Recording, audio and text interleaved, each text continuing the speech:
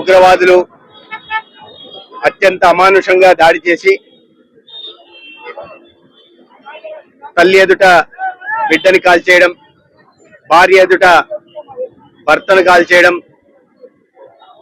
ఈ రకంగా చెల్లెల ఎదుట అన్నను కాల్చేయడం, మరీ ముఖ్యంగా మతం పేరు అడిగి హిందూ అని చెప్తే అత్యంత పాశవికంగా హత్య చేశారు. ఇది దాడి ఈ దేశంలోని 145 కోట్ల భారతీయులు ఖండించదగ్గది. గత 11 సంవత్సరాలుగా నరేంద్ర మోడీ గారి దేశ ప్రధాని అయినప్పటి నుంచి ఉగ్రవాదానికి ముక్కుతాడి వేసి గతంలో ఎక్కడ చూసినా బాంబు దాడులు జరుగుతుంటే ఆ పరిస్థితిని మార్పు చేసి జమ్మూ కాశ్మీర్ లో గతంలో ఈ పాకిస్తాన్ ప్రేరేపిత ఉగ్రవాద దాడులు యూరిలో గాని పుల్వామాలో జరిగితే దానికి వారికి అర్థమయ్యే భాషలో ఆ దేశంలోకి సర్జికల్ స్ట్రైక్ చేయడం ద్వారా గాని లేదా బాలాకోట్ లో ఎయిర్ స్ట్రైక్ చేసి ఆ ఉగ్రవాద శిక్షణా శిబిరాలను ధ్వంసం చేసి వందల మంది ముస్కరులని హతమార్చడం జరిగింది. ఆనాడు ప్రపంచమంతా భారతదేశం వెంట నిలిచింది.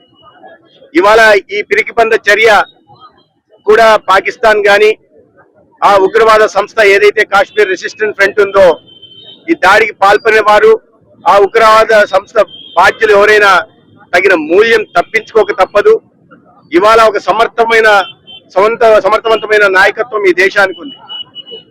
ప్రపంచ దేశాలన్నీ భారతదేశం వైపు ప్రత్యేకంగా చూస్తున్న నేపథ్యంలో ఇవాళ ఆర్టికల్ 370 రద్దయిన తర్వాత పరిస్థితుల్లో మార్పు వచ్చి ఇవాళ అత్యంత వెనుకబాటుతనానికి గురైన జమ్మూ కాశ్మీర్ ప్రాంతంలో ఆర్థిక ప్రగతి సాధించడం, కొత్తగా పరిశ్రమలు రావడం, మరీ ముఖ్యంగా పర్యాటక రంగం ఊతమందుకొని దేశంలో నుంచే కాకుండా ప్రపంచం నలుమూలల నుంచి పర్యాటకులు విశేషంగా ఆకర్షిస్తున్న నేపథ్యంలో అక్కడ గతంలో యువకులు కూడా స్టోన్ పెల్టింగ్ కి పాల్పడుతూ నిరుద్యోగంతో అలమటిస్తున్న పరిస్థితుల్లో మార్పు వచ్చి ఇవాళ అందరికీ ఉపాధి అవకాశాలు కల్పిస్తుంటే ఇది పూర్తిగా చేజారిపోతుందని ఒక నైరాశ్యంలో పాకిస్తాన్ గాని దానికి సంబంధించిన ఇతర ఉగ్రవాద సంస్థలు గాని పిరికిపంద చర్యకు పాల్పడ్డాయి.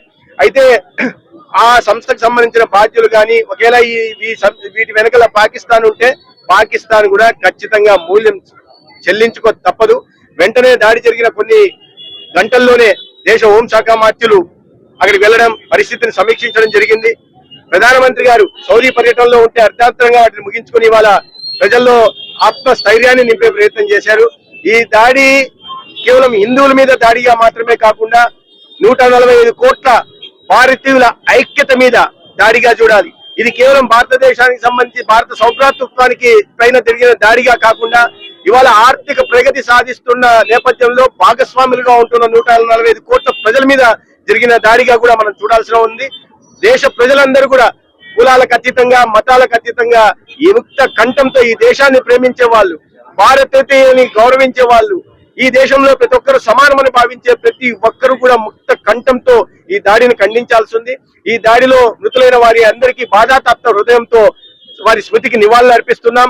అదేవిధంగా ఇవాళ ఆంధ్రప్రదేశ్ సంబంధించిన ఇద్దరు కూడా ఈ దారుణ సంఘటనలో మృతి చెందారు. వారి పార్థివ దేహాన్ని చూడటానికి గౌరవ ముఖ్యమంత్రి గారు ఇప్పుడే సమీక్ష నిర్వహించి వారి బయలుదేరడం జరిగింది. అదేవిధంగా పార్టీ ఆదేశానుసారం ప్రకారం వారి అంత్యక్రియల్లో కూడా ఈ రాష్ట్ర తరఫున మంత్రిగా నేను కూడా పార్టీ ఆదేశాల మేరకు వారి అంత్యక్రియల్లో పాల్గొనడం జరుగుతుంది. వారి స్మృతికి నివాళులు అర్పించడం, ఆ కుటుంబాలకి అండగా నిలవడం జరుగుతుంది.